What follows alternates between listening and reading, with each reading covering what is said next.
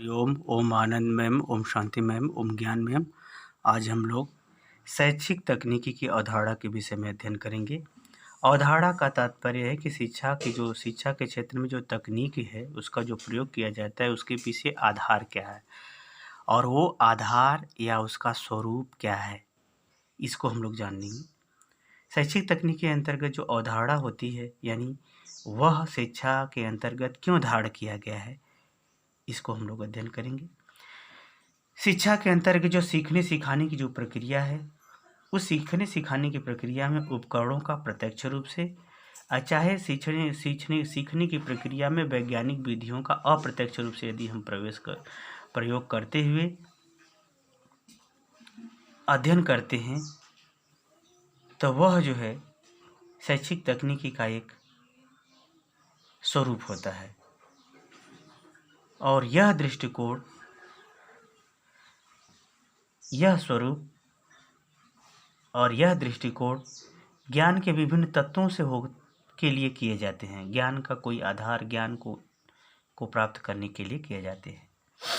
और इसके अवधारणा को यदि देखें हम लोग, इसको शैक्षिक तकनीकी को क्यों धारण किए हैं शिक्षा के क्षेत्र में, इसको देखें तो इसकी अवधारणा इस प्रकार से है। जैसे अभिक्रमित शैक्षिक क्रियाओं को क्रमबद्ध सुव्यवस्थित ढंग से अध्ययन करना, उपकरणों का प्रयोग करके सरल और सुगम बनाना, यह भी शैक्षिक तकनीकी का मूल आधार होता है, जिसके लिए इसको हम लोग धारण करते हैं, प्रयोग में लाते हैं।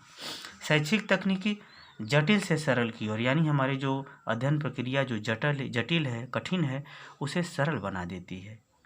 और यह शैक्षिक तकनीकी जो है हमारे कार्यों में जैसे उपकरणों के माध्यम से सहयोग करती है, इसे हार्डवेयर का रूप कह सकते हैं। और यह शैक्षिक तकनीकी हमारे शिक्षा के क्षेत्र में सॉफ्टवेयर का काम करती है, यानी शिक्षा प्रक्रिया के अंदर वह विभिन्न उपकरणों के माध्यम से, विभिन्न अपने नए खोजों के माध्यम से प्रभावपूर्ण ढंग से हमारे जो है अधिगम को बना देती है या अधिगम को करा देती है। आगे चलते हैं। यह जो शैक्षिक तकनीकी की अवधारणा कहा जाए तो यह हमारे अधिगम को अस्थायी बनाने में अधिक महत्वपूर्ण होती है, यानी ऐसा वो अस्थायी बना देती है कि व्यक्ति उसे हमेशा यानी लंबे समय तक याद रख सकता है। और यह शैक्षिक तकनीकी की अवधारणा रुचिपूर्ण एवं प्रभावपूर्ण ढंग से होती है, यानी अति सुंदर ढंग से और रुचिपूर्ण ढंग से प्रस्तुत करने में शैक्षिक तकनीक का महत्वपूर्ण योगदान होता है।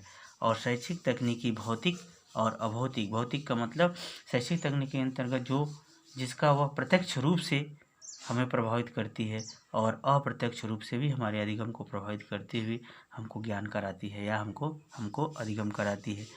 और यह शैक्षिक तकनीकी सुसंगठित और सुसंगठित संपादन का मतलब ये है कि सबको एक साथ ले करके व्यवस्थित रूप से प्रस्तुतिकरण और उसका जो व्याख्या या उसको संगठित रूप से एक स्वरूप प्रदान कर देती है, एक इमेज या एक आधार प्रस्तुत कर देती है संगठित रूप से सभी गतिविधियों को शामिल करते हुए। यह भी शैक्षिक तकनीकी का ही जो है अवधारणा है, यानी आधार है, जिसके लिए शिक्षा के क्षेत्र में इसे धारण किया जाता है। आगे चलते हैं। ज्ञान यानी शिक्षक के पास जब ज्ञान होता है और ज्ञान को जब वह ध्यान का अर्थ है जब वह ज्ञान को ध्यानपूर्वक ज्ञान को ध्यान के माध्यम से ज्ञान को केयर करते हुए जब उसमें विज्ञान का प्रयोग करके यानी वैज्ञानिक उपकरणों का प्रयोग करके और वैज्ञानिक नियमों का प्रयोग करके अधिगमकर्ता तक पहुंचा देता है। पहुंचाने की जो प्रक्रियाएं हैं उसमें जो भी स्तर आते हैं वह सब शैक्षिक तकनीकी की अवधारणा है।